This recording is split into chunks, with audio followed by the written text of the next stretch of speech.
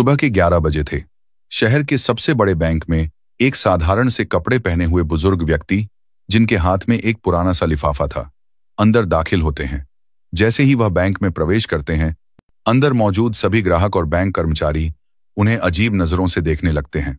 इस बुजुर्ग व्यक्ति का नाम था चरण दास। चरण दास जी के एक हाथ में छड़ी थी और दूसरे में वही पुराना लिफाफा। वह धीरे धीरे ग्राहकों के लिए बने काउंटर की तरफ बढ़ते हैं। इस काउंटर पर एक महिला कर्मचारी बैठी थी, जिसका नाम था सीमा। बैंक के अंदर मौजूद हर व्यक्ति की निगाहें चरण दास जी पर टिकी हुई थी। धीरे धीरे चरण दास जी सीमा के पास पहुंचते हैं और बड़ी विनम्रता से कहते हैं, देखिए बेटी, मेरे खाते में कुछ गड़बड़ हो गई है, ये ठीक से चल नहीं रहा है। यह कहते हुए चरण दास जी लिफाफा सीमा की तरफ बढ़ाते हैं, लेकिन सीमा चरण दास जी के कपड़ों को देखकर उन्हें परखती है और कहती है, बाबा, कहीं आप गलत बैंक में तो नहीं आ गए? मुझे नहीं लगता कि आपका खाता इस बैंक में होगा। तभी चरण दास जी सहजता से कहते हैं, बेटी, एक बार तुम देख तो लो, शायद मेरा खाता इसी बैंक में हो। सीमा लिफाफा रखते हुए उनसे कहती है, बाबा, इसमें थोड़ा समय लगेगा और आपको थोड़ी देर इंतजार करना होगा। इतना कहकर सीमा और बैंक में मौजूद अन्य लोगों का काम करने लगती है। चरण दास जी वहीं खड़े होकर इंतजार करने लगते हैं। थोड़ी देर तक इंतजार करने के बाद वह दोबारा कहते हैं, बेटी, अगर तुम थोड़ी व्यस्त हो तो तुम मैनेजर को फोन कर दो। दरअसल मुझे उनसे भी कुछ काम है, तो मैं उनसे कुछ बात कर लेता हूं।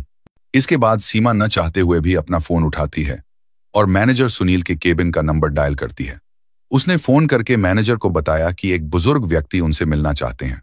मैनेजर सुनील चरण दास जी को दूर से ही देखता है। चरण दास जी बड़े साधारण दिख रहे थे। मैनेजर सुनील फोन पर सीमा से पूछता है, क्या यह हमारे बैंक का ग्राहक है या ऐसे ही कोई मुंह उठाकर चला आया है? सीमा कहती है, सर, यह बात तो मुझे नहीं पता, लेकिन यह आपसे मिलने की बात कर रहे हैं। तब मैनेजर सुनील कहता है, ऐसे लोगों के लिए मेरे पास समय नहीं है। तुम ऐसा करो, इन्हें बिठा दो, थोड़ी देर बैठकर यहां से चले जाएंगे। मैनेजर सुनील के आदेश अनुसार सीमा चरण दास जी को वेटिंग एरिया में बैठा देती है। वह कहती है, बाबा, आप वहां बैठ जाओ, थोड़ी देर में मैनेजर साहब फ्री हो जाएंगे और उसके बाद आपसे मिल लेंगे। चरण दास जी वहां से टहलते हुए वेटिंग एरिया की तरफ चले जाते हैं और कोने में रखी एक कुर्सी पर जाकर बैठ जाते हैं। सभी लोग अभी भी चरण दास जी की तरफ देख रहे थे, क्योंकि वहां जितने भी ग्राहक आते थे वे सूट बूट में होते थे, जबकि चरण दास जी ने साधारण कपड़े पहन रखे थे। देखने से भी नहीं लग रहा था कि उनका खाता इस बैंक में होगा, क्योंकि इस बैंक में अमीर लोगों के खाते होते थे। इसी वजह से चरण दास जी आकर्षण का केंद्र बन गए थे और सभी लोग उन्हें घूर घूर कर देख रहे थे और उनके बारे में तरह तरह की बातें बना रहे थे। यह बातें चरण दास जी को भी सुनाई देती हैं, लेकिन वह इन सभी चीजों को अनदेखा करते हैं और अपना नंबर आने का इंतजार करते रहते हैं। वह सोचते हैं कि थोड़ी देर में मैनेजर आएगा और मैं उससे बात कर लूंगा। बैंक के अंदर एक और व्यक्ति छोटी पोस्ट पर काम करता था, जिसका नाम था अमित। अमित अभी बाहर गया हुआ था और जैसे ही वह बैंक के अंदर आता है तो वह देखता है कि एक बुजुर्ग व्यक्ति वेटिंग एरिया में बैठा हुआ है, जिसकी तरफ सभी लोग देख रहे हैं और उसके बारे में तरह तरह की बातें कर रहे हैं। कोई उसे भिखारी कह रहा है तो कोई कह रहा है कि इस बैंक में तो इसका खाता हो ही नहीं सकता और ये यहां कैसे आ गया, ऐसे लोगों को इन लोगों ने क्यों बैठा रखा है। इस तरह की बातें उनके बारे में चल रही थी। अमित ये सभी बातें सुन लेता है। इसके बाद अमित सीधा चरण दास जी के पास जाता है और बड़े आदर भाव से उनसे पूछने लगता है, बाबा, आप यहां क्यों आए हो और क्या काम है आपको? अमित को यह सब कुछ बहुत बुरा लगता है। वह बुजुर्ग व्यक्ति की हालत देखकर थोड़ा परेशान हो जाता है और इसी वजह से उनसे पूछने गया था। चरण दास जी अमित को बताते हैं, मुझे मैनेजर से मिलना है और उससे मुझे कुछ काम है। यह बात सुनकर अमित उनसे कहता है, ठीक है बाबा, आप थोड़ी देर यहां इंतजार करो, मैं अभी मैनेजर से बात करके आता हूं। इसके बाद अमित मैनेजर सुनील के केबिन में जाता है और उन्हें उस बुजुर्ग व्यक्ति के बारे में बताता है। लेकिन मैनेजर सुनील पहले से ही उस बुजुर्ग व्यक्ति के बारे में जानता था और कहने लगता है, मुझे पता है, मैंने ही उसे वहां बिठा रखा है, थोड़ी देर वहां बैठेगा और बैठने के बाद वहां से चला जाएगा। इसके बाद मैनेजर सुनील अमित को कोई और काम बता देता है और कहता है, तुम अपना काम कर लो और तुम्हें इस चीज से कोई मतलब नहीं है। अब अमित दूसरे काम में लग जाता है और धीरे धीरे उस बुजुर्ग व्यक्ति को वहां बैठे हुए लगभग 1 घंटा हो गया था। 1 घंटे तक बुजुर्ग व्यक्ति अपना धैर्य रखते हैं, लेकिन उसके बाद उन्हें यह बात सहन नहीं होती। वह खड़े होते हैं और मैनेजर सुनील के केबिन की तरफ बढ़ने लगते हैं। जैसे ही वह मैनेजर सुनील के केबिन की तरफ बढ़ते हैं, मैनेजर देखता है कि वह बुजुर्ग व्यक्ति उसके पास ही आ रहा है, तो वह फौरन अपने केबिन से बाहर निकलता है और उस बुजुर्ग व्यक्ति के सामने खड़ा हो जाता है और अकड़ते हुए पूछने लगता है, हाँ बाबा, बताइए आपको क्या काम है। चरणदास जी अपना लिफाफा आगे बढ़ाते हुए कहने लगते हैं, बेटा ये देखो, मेरे बैंक अकाउंट की डिटेल इसके अंदर है और मेरे बैंक अकाउंट से कोई भी लेन देन नहीं हो पा रही है। आप देखकर यह बताइए कि इसमें क्या दिक्कत है। अब इस बात को सुनकर मैनेजर सुनील थोड़ी देर तक सोच विचार करता है और कहता है, बाबा, जब किसी बैंक अकाउंट में पैसे नहीं रहते तो ऐसा ही हो जाता है। मेरे ख्याल से आपने भी अपने अकाउंट में पैसे जमा नहीं करवाए होंगे और इसी वजह से आपके अकाउंट की लेन देन रोक दी गई है।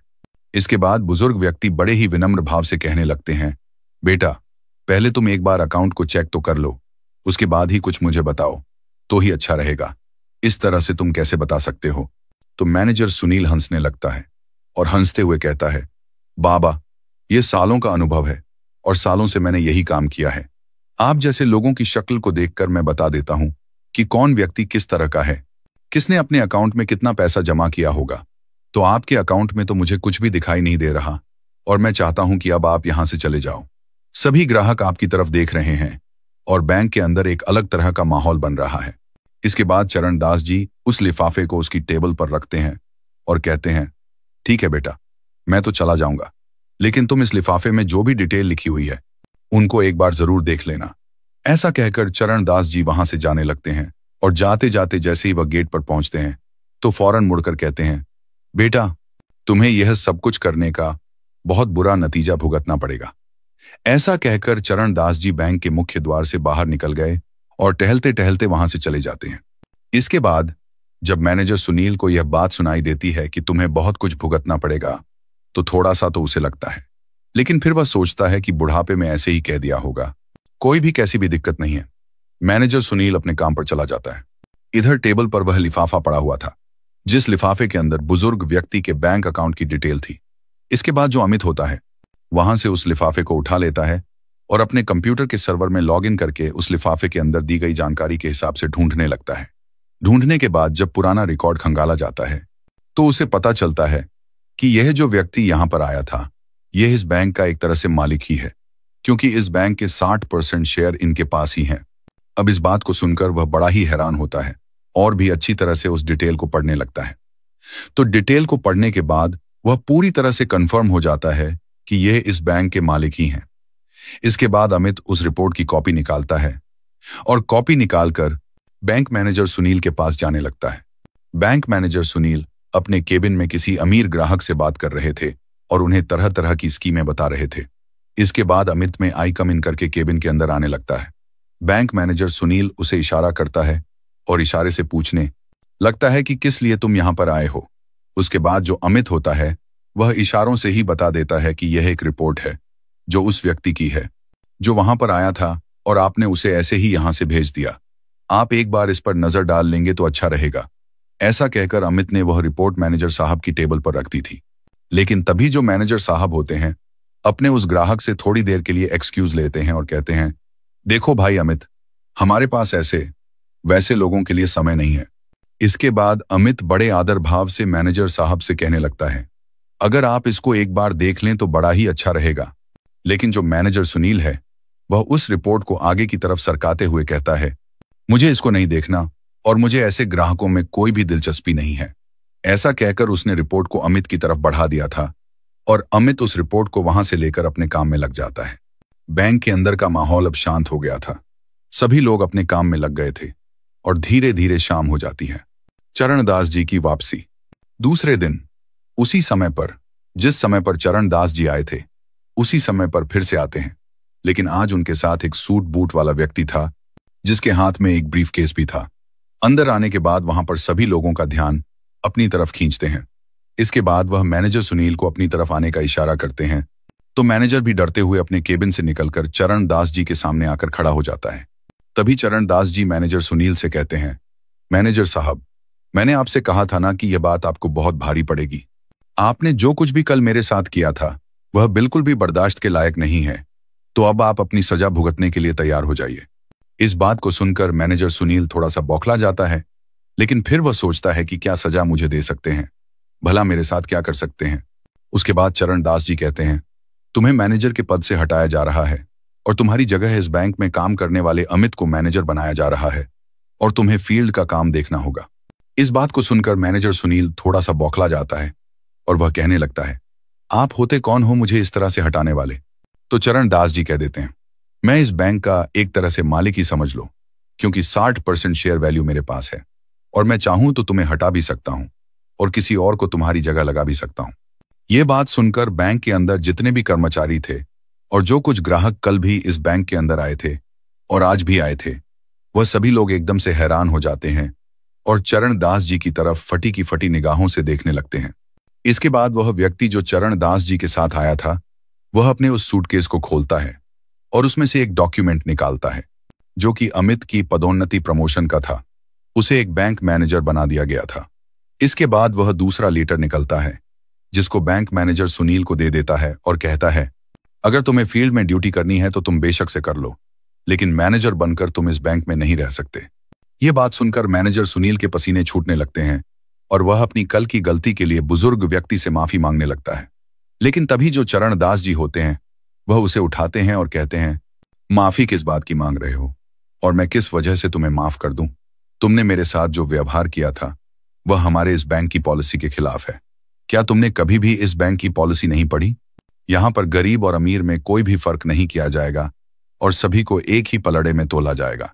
दरअसल इस बैंक की स्थापना चरण दास जी ने ही की थी और उन्होंने यह बात पहले ही घोषित कर दी थी कि इस बैंक के अंदर किसी को भी गरीब नहीं समझा जाएगा और ना ही किसी को ज्यादा अमीर समझा जाएगा। सभी के साथ सामान्य व्यवहार किया जाएगा और कोई भी बैंक का स्टाफ ऐसा करता है तो उसके खिलाफ कड़ी से कड़ी कार्रवाई की जाएगी। तो चरण दास जी कहते हैं, वह तो मैं तुम पर रहम कर रहा हूं कि तुम्हें काम करने योग्य छोड़ रहा हूं, वरना मैं चाहूं तो तुझे यहां से हटा भी सकता हूं। जो तुमने मेरे साथ किया है वह बिल्कुल भी किसी के साथ नहीं होना चाहिए। तुम्हारे बैंक में काम करने वाला अमित, जिसके हाथ में कुछ भी नहीं था, लेकिन फिर भी उसने मुझसे आकर पूछा और मेरे लिए कुछ करना चाहा, तो इस पोस्ट के लिए वह असली हकदार है, ताकि वह ग्राहकों को अच्छी तरह से समझ सके और उनके कपड़ों को देखकर उनको जज ना कर सके। ऐसा कहकर चरण दास जी सीमा को बुलाते हैं और सीमा को भी इस बात के बारे में फटकार लगाते हैं। कहते हैं, मैं पहली गलती समझकर तुम्हारी इसे माफ कर रहा हूं, लेकिन बैंक के अंदर कोई भी व्यक्ति अगर आए तो उसको उसके कपड़ों से जज नहीं करना है, उसके बारे में तसल्ली से देखना चाहिए। अगर तुम मुझे पहले ही संभाल लेती तो इस मैनेजर के पास मुझे नहीं जाना पड़ता और मुझे और ज्यादा अपमान का सामना नहीं करना पड़ता। इसके बाद सीमा हाथ जोड़ने लगती है और उनसे माफी मांगने लगती है। कहती है, बाबूजी मुझे माफ कर दो, मुझसे बहुत बड़ी गलती हो गई और आगे से आपको ऐसा कुछ भी देखने को नहीं मिलेगा।